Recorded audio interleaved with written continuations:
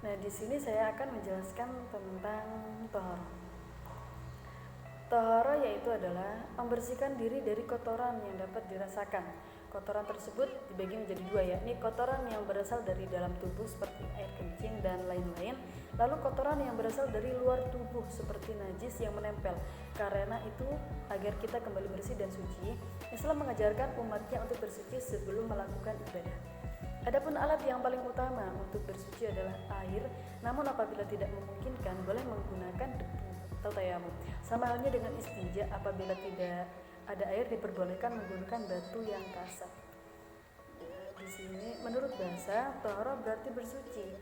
Nah, sementara menurut syarak, toharo adalah membersihkan diri, pakaian, dan tempat dan benda-benda lain dari najis dan hadas dengan cara yang telah ditentukan oleh syariat Islam. Toharo ini adalah syarat wajib yang dilakukan untuk beribadah, sebagaimana firman Allah Subhanahu wa taala dalam surat Al-Maidah ayat 6 yang artinya, "Hai orang-orang yang beriman, apabila kamu hendak mengerjakan sholat, maka basuhlah mukamu dengan tanganmu sampai dengan siku, dan sapulah kepalamu dan basuh kakimu sampai dengan kedua mata kaki. Dan jika kamu junub, maka mandilah. Dan jika kamu sakit atau dalam perjalanan atau kembali dari tempat buang air atau menyentuh perempuan, lalu kamu tidak memperoleh air, maka bertayamumlah dengan tanah yang bersih. Sapulah mukamu dan tanganmu dengan tanah itu. Allah tidak hendak menyulitkan kamu, tetapi Dia hendak membersihkan kamu dan menyempurnakan nikmatnya bagimu supaya kamu bersyukur." Pembagian toharo. Nah, menurut pembagiannya, toharo dapat dibedakan menjadi dua, yakni bersuci lahiriah dan bersuci batiniah. Nah, maksud dari bersuci lahiriah adalah membersihkan diri, tempat tinggal, dan lingkungan dari segala bentuk kotoran. Bersuci batiniah yaitu membersihkan jiwa dari kotoran batin, dari dosa dan perbuatan maksiat.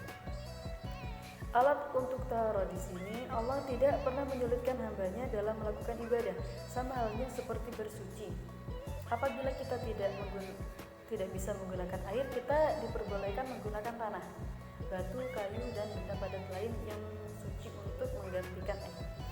Nah, dalam bersuci dengan air pun kita harus memperhatikan airnya. Adapun air yang dapat digunakan untuk bersuci adalah air mutlak, yaitu air yang suci dan mensucikan seperti air hujan, air sumur, air laut, air sungai, air danau, air salju, dan air embun.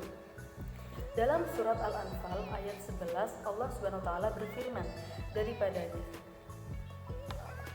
Artinya, ingatlah ketika Allah menjadikan kamu mengantuk sebagai suatu penenteraman daripadanya, dan Allah menurunkan kepadamu hujan dari langit untuk mensucikan kamu dengan hujan itu dan menghilangkan dari kamu gangguan-gangguan setan dan untuk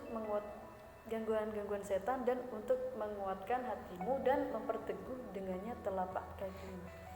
Namun ada juga air yang suci tapi tidak dapat mensucikan seperti air kopi, air teh, air kelapa, dan lain-lain. Air-air tersebut halal untuk diminum tetapi tidak dapat disucikan untuk suci. Lalu air musyamas, yakni air yang terjemur oleh matahari dalam bejana. Air ini makruh untuk digunakan bersuci. Selanjutnya air mustakmal, yakni air yang sudah digunakan untuk bersuci. Air ini tidak boleh digunakan untuk bersuci walaupun tidak berubah rasa, bau, maupun warnanya.